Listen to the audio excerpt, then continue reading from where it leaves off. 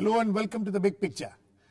In what is being seen as a far-reaching judgment, the Supreme Court on Thursday has upheld the powers of the Controller and Auditor General CAG to audit the accounts of private telecom companies. This order, as it comes after the Delhi High Court had refused to stay the decision of the Aam Aadmi Party government to ask CAG to audit the private electricity distribution companies, is seen as highly significant.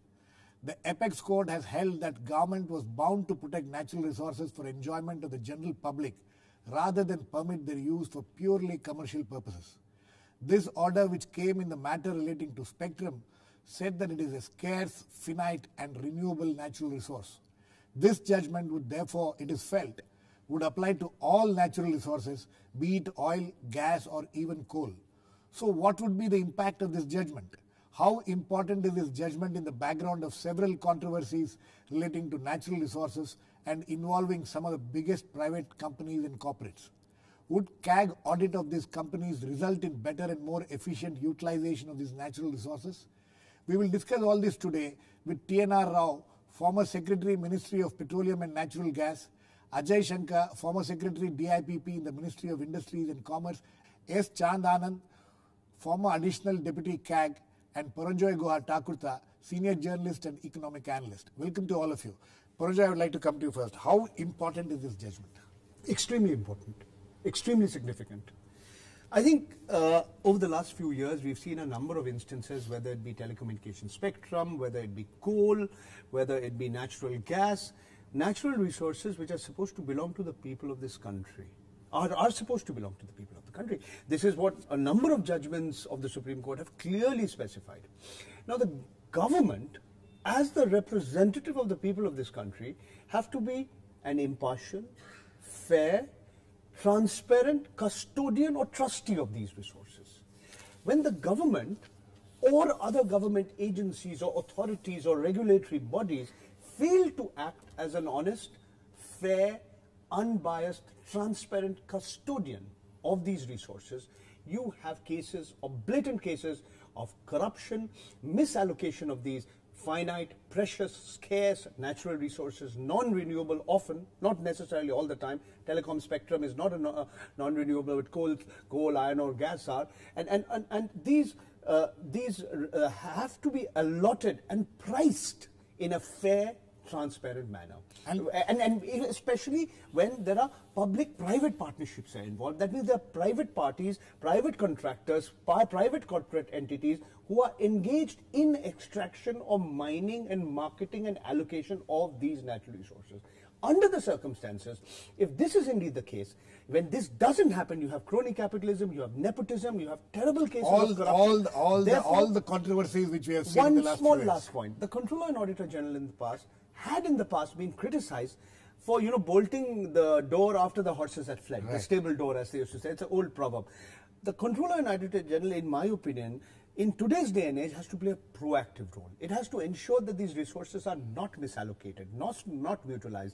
The Controller and Auditor General may not have the right to comment on government policy, but when government policy results in a loss to the exchequer and a loss to the public at large, it has to act as, it has a constitutional authority which is part of the system of checks and balances in our politics. It's very interesting in the telecom companies cases, the DOT, which was the CAG has been asking the DOT to nominate it as the auditor, but the DOT itself has been very reluctant to do so. So this judgment will make it very clear that CAG has to do the audit. First, a disclaimer: I was one of the petitioners in the 2G spectrum scams case, right. So you can say I'm an interested party, but it is a fact that whether it be the DOT, the Department of Telecommunications, or private bodies, they were most reluctant to agree to the Controller and Auditor General of India. Right. We've seen in the recent past various people in very important positions in the government who have been very critical of this constitutional authority,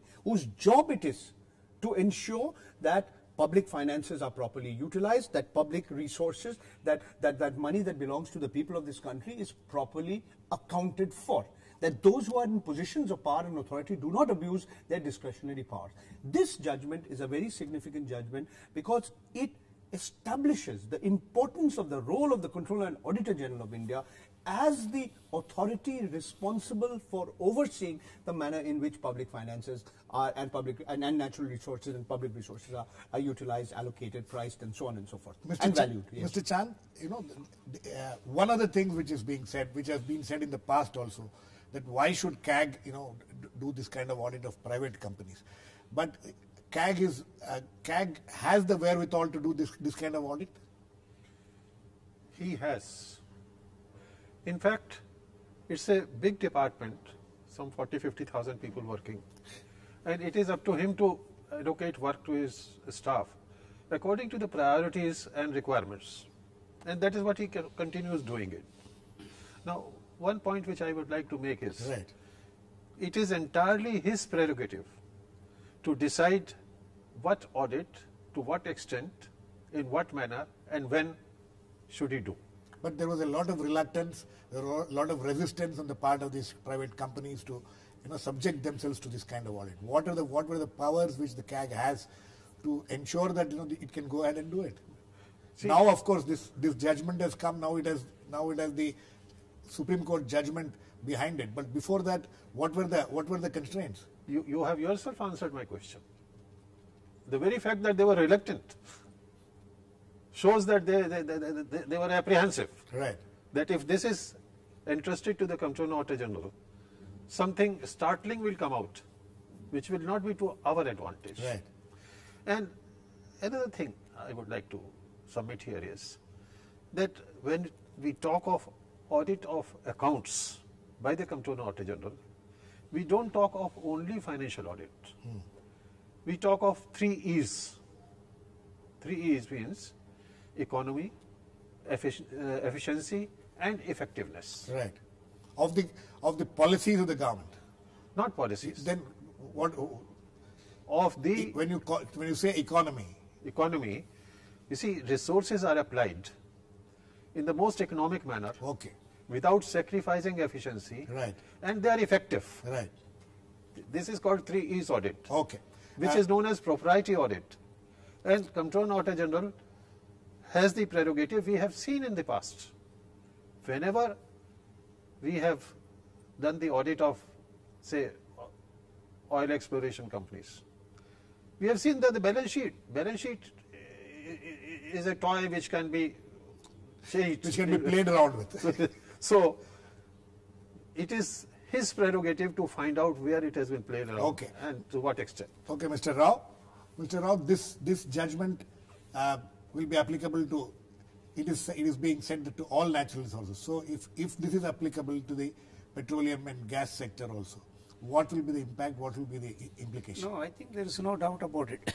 Look at the principle which the Supreme Court judgment has enunciated in this. Right. See, in revenue sharing, that's exactly what happens. By right. whatever name you may call the private sector participation in these areas, a revenue sharing. Revenue means revenue accruable to government. Right. And any money that goes into the Consolidated Fund of India is subject to CNJ's jurisdiction. How come all these years it was not subjected to it? No, this is the point. This is exactly what they have now emphasized. Right. Whatever is due to the Consolidated Fund of India cannot escape scrutiny of the CNAG. Because revenue sharing, this is what it comes. Unlike other revenues, what happens here is the revenues, all revenues go to the private company first. From there it flows. It flows, okay. There it flows to the right. In fact, the Supreme Court has also clarified what the CNAG is going to do. They said he will examine the receipts. That means receipt of all revenues. In fact, the Supreme Court has said that this is not a statutory audit, but all papers need to be exactly. No, they have said so far as they have laid down the limits of the audit to ensure that whatever is due to the Consolidated Fund of India is due. That is the first one. The second one, of course, is very important. It applies to all revenue sharing. Wherever there is revenue sharing, so automatically it applies, and it all, because the natural resources have formed, the substantive part of where there is a perception that the government is losing revenues. Right. Obviously, it would cover oil and gas, any other natural resources where private participation is allowed. So I think it is, number one, is very welcome. And in fact, even in the oil and gas sector now, the government is proposing to go into revenue sharing model. Right. So it's all the more important. So far in the petroleum sector, the revenue sharing model did not You exist. see, we didn't call it, but actually it amounts to revenue share. When you say profit, Yes. re- It was profit profit comes out of It sharing. was called a production sharing. production Production sharing sharing, contract. yes. It was a profits were to be shared, and the profits came out of the revenues ultimately. Absolutely. So now you make revenue sharing because of some other problems. We can't go it here. So ultimately, therefore, the fundamental principle that anything due to the, and second point which they have made is, see, unlike as you mentioned, the government, instead of being an honest, objective umpire, the credibility of the government is affected. Right. So therefore, Parliament, again Supreme Court has said, Parliament needs somebody like CNDG, Constitutional Authority, to tell them, look what is happening to the government revenues. Right. This is because the government has ceased to be, an honest, honest umpire. In fact, in the DOT case itself, in this case, there have been apparently 5 leading telecom companies in the year 2006-7 and 2007-8. They had been audited by some private audit companies which the DOT had appointed, and the 5 firms together had understated their revenues to the extent of 10,268 crores, and 1,595 crores penalties had been slapped on them by the DOT. This is what I am saying, instead of doing as you said, the post-mortem, this would obviously, there will be ensure that there is even at that technicalities in, for example, audit of receipts, concurrent audit also can take place. Right. So that will prevent these leakages and ensure that the government revenues are safe. Okay, Mr. Ajay Shankar, the question here is also, this will also apply to the power companies, I suppose, because power are also a natural resource, and we have this, in Delhi itself, we have had this controversy very recently where the Aam Aadmi Party government said that, all these 3 companies had to be audited by the CAG, but they have been resisting. So you think this order will ensure that, and there is a case which is pending in the High Court also on this. Would you welcome this kind of order? First of all, I'd like to say that this order is actually a very logical order, because the principle that whatever revenue is due to government must be subject to due scrutiny and diligence has been well settled for centuries. After all tax returns are subject to extraordinary scrutiny by tax departments. So in that sense, the order is not that radical, because the order's underlying principle is that revenue due to government must be subject to due diligence. Now the fact is that revenue sharing contracts, PPP contracts are new to India, and therefore this is a process that needs to be evolved, that there is due diligence and oversight over the accounts to see that the revenue due to government comes to it. Now in the Delhi power company's case, I think this was overdue. Right. Because what has happened is that in the public perception, there is the feeling that there is something not quite right in which the accounts are being kept, and therefore the tariff increases which the regulator is giving is perhaps illegitimate. Now, if this kind of objective, impartial audit had been done till now, then there would have been greater credibility to the whole process. Right. And if the tariff increases which the regulator has been giving would have appeared to be necessary and good for Delhi. But in the absence of this due diligence and credibility, there is a whole miasma of suspicion. Right. Similarly, if you go to the PPP contracts, there are a whole lot of them which have evolved in India over the last 8-10 years. So we need, I think, this sense of credibility about the process, so that what is due to government comes to government. Okay. I would also like to make just one more point. Yes. That the Supreme Court in its judgment has also been conscious of the legitimate concerns of the private companies operating. So they have restricted the audit to examination of the revenues and the revenues due to government. So they have not permitted the kind of broad audit which he was referring to, and the phrase which the media has reported it, that they should not go into the wisdom of economy of expenditure. Now, there could be differences of opinion on that, but they have been conscious of the need that this audit mechanism should not constrain normal commercial functioning and of the companies, and which should lead to greater efficiencies. Paranjoy? You know, this is, as Mr. Ajay Shankar rightly pointed out, this is a contentious issue. And I'm sure Mr. Chand would say, you know, what is it? Economy of expenditure. Have you utilized the money efficiently? What do you do with when a production sharing contract, say in the case of an oil and gas production sharing contract, where your investment multiple has been so designed in a manner that you could argue that it encourages excessive capital expenditure or gold plating, which goes against... This is in the case of the KG Basin. Yes, this is one of the criticisms of the Controller and Auditor General of India while auditing the accounts of the contractor Reliance Industries Limited in the Krishna Godavari gas can. Yeah. So what happens in such a case? This is what do we understand by gold plating? But excessive or superfluous capital expenditure, which actually goes against the interests of the exchequer and therefore the people. There's one other point I wanted to add to what Mr. Ajay Shankar has said. You know, this whole issue of the suspicion and thing. You know, because in many cases in India, the regulatory authorities have not been put in place. You first have your liberalization of those industries which were hitherto controlled by the government, but you haven't put in place the regulatory authorities in time. Say, for instance, we are yet to have a regulatory authority on coal, on highways. Yes, their intention has been there, but they're yet to be there on the ground. Secondly, even where there is a regulatory authority in place, sometimes the regulatory authority is inadequately empowered. For instance, the Petroleum and Natural Gas Regulatory Board.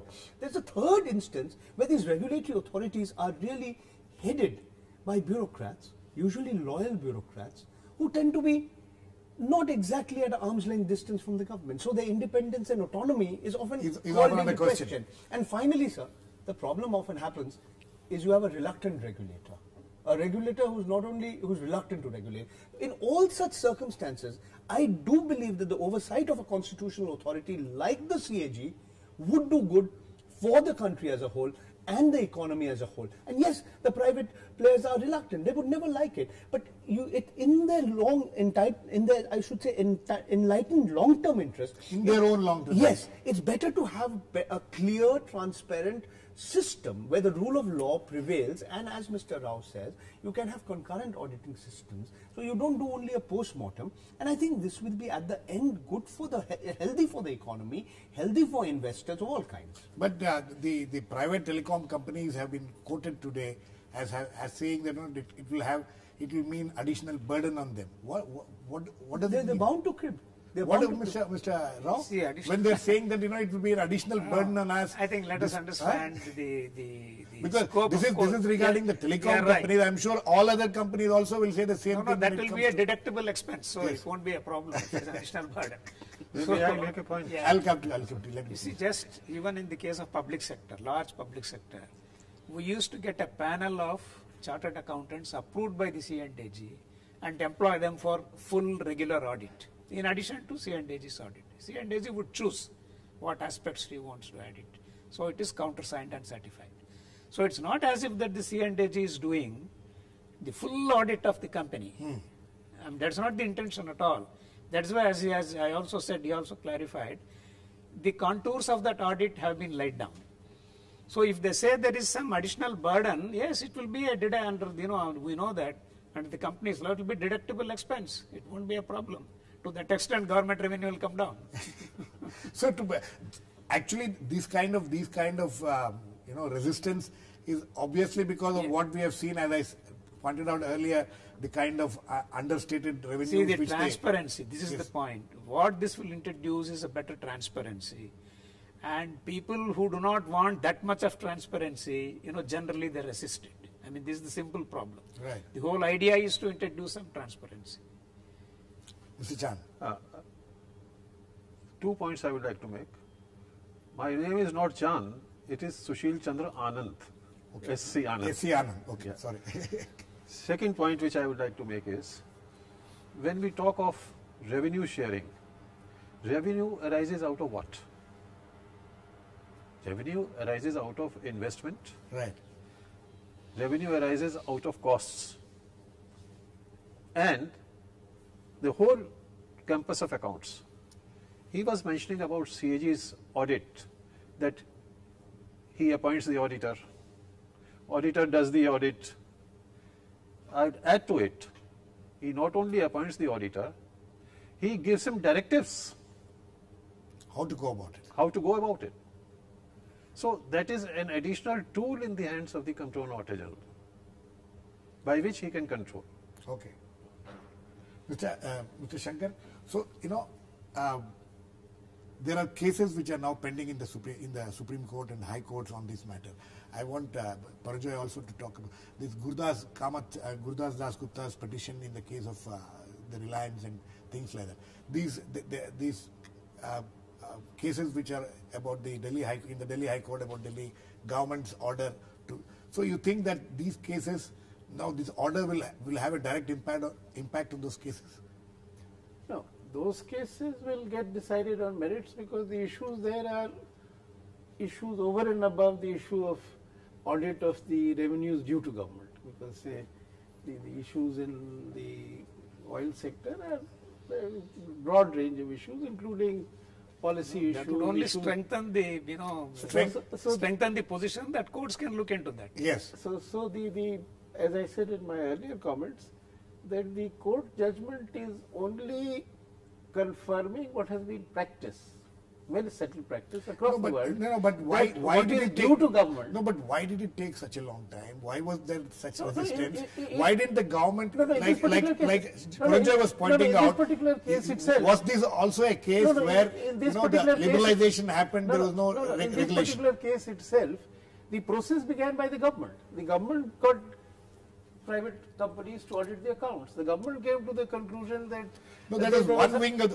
of the Then government. it is One wing of the then government was government- doing, the other wing was resisting. No wing of government the was CAG. No, in this particular case, no wing of government was resisting. It is the companies who were resisting.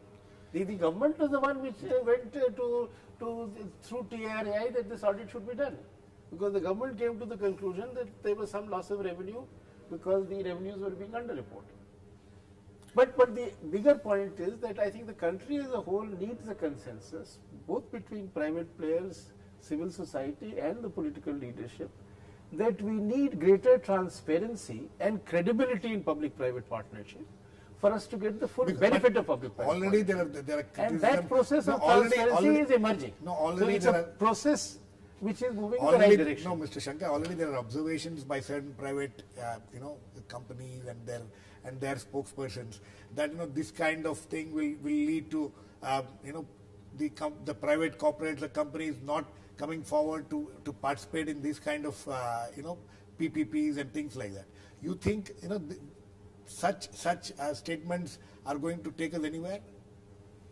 As I said, this is a work in progress. We are evolving in a direction where there is greater trust and credibility. There should be actually. There will be, and India needs it.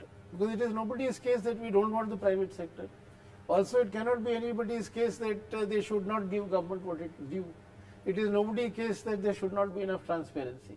So we need to evolve systems which generate confidence, and everybody is comfortable with it. Yes. First, as Mr. Shankar, as Mr. Rao both pointed out, the issue is one of imparting greater transparency. Right. And that would reduce the scope for corruption. Sorry, I did not get your name correctly. Mr. Anand. Sushil Chandra Anand. Sushil Chandra Anand. Sorry, my apologies to you. But to add to what Mr. Anand has said, the CAG not only has to give directives to the private auditor in many cases, may on occasion need to even supervise that audit. In many cases... That is where the problems will come up as far as the private company is concerned. And I'll give you an example why. Take the case of the very famous Satyam case.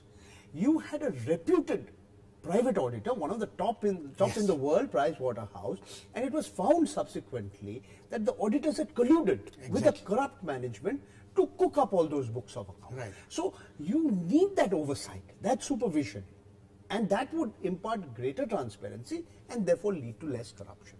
That's really what I would. On that point, I would like to share two experiences. Yes. What he has said is about private auditors.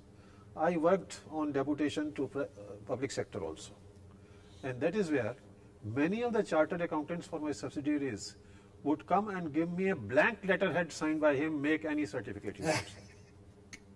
To that extent there can be corruption. I don't mean to castigate the profession, but there are people who are capable of doing that. Another, a joke which goes around about what is profit. If the businessman has estimated that his profit is going to be X, but actually it comes down to X minus Y, he will say, I have made a loss of Y. Right. And that's how it, Mr. Rao, you know, this case which is going on, Gurudas Das Gupta's petition on the KG basin, how will that get affected in this case? No, I don't think after it is. this order. Already C&AG audit has been ordered. Yes. There is some resistance, you know, the C&AG, There they say they are cooperating, but C&AG says he has not been Yes, able. there have been several now, reports saying. now this order Yes. will enforce the private company to submit all accounts. The Reliance. Yes. Yeah. To all accounts to the C&AG. That's number one. The issue here is different from audit. The issues that are being Right. is about, you know, some violations in the production sharing contract. Right. Some serious violations which could attract cancellation of the contract. That is what is being agitated in the court. Right. So this will only strengthen the ongoing demand for full cooperation for audit, and if audit reveals, you know, that would strengthen the case. Right. Yes. One Paranjoy. small point, you know, there was a committee of government officials, leading bureaucrats, headed by the present head of the Competition Commission of India, Mr. Ashok Chawla. He was a former finance secretary, which went into this whole issue of the regulation and audit of natural resources. It was a detailed report, extensive report. Unfortunately, for reasons best known to the government, they've not made it public. I think this report should not only be made public, it should be debated. Extracts from this report have been reproduced in the Controller and Auditor General's report, including the one on the Krishna Godavari gas case. It's been mentioned in many Supreme Court judgments. Many copies of this report are available to people who want to read it. But it's about time, you know, we had a wider debate on this whole issue. I mean, we are seeing the kind of allegations in Colgate, in all these various 2G, scams. that Colgate, have- everything. That's correct. Okay, I think on that note we need to end. This is a very significant judgment, as all my panelists say. We hope that this will lead to more transparency and less controversies and less cases of corruption which we have seen in this country for the last several years. Hopefully this court order will bring about that transparency and cleanliness in public life. Thanks to all my guests, Paranjoy, Guha, Thakurta, TNR Rao, Mr. S.C. Anand and Ajay, Shankar. Please keep watching. We'll come back with another issue on the big picture, same time on Monday. Meanwhile, have a great weekend.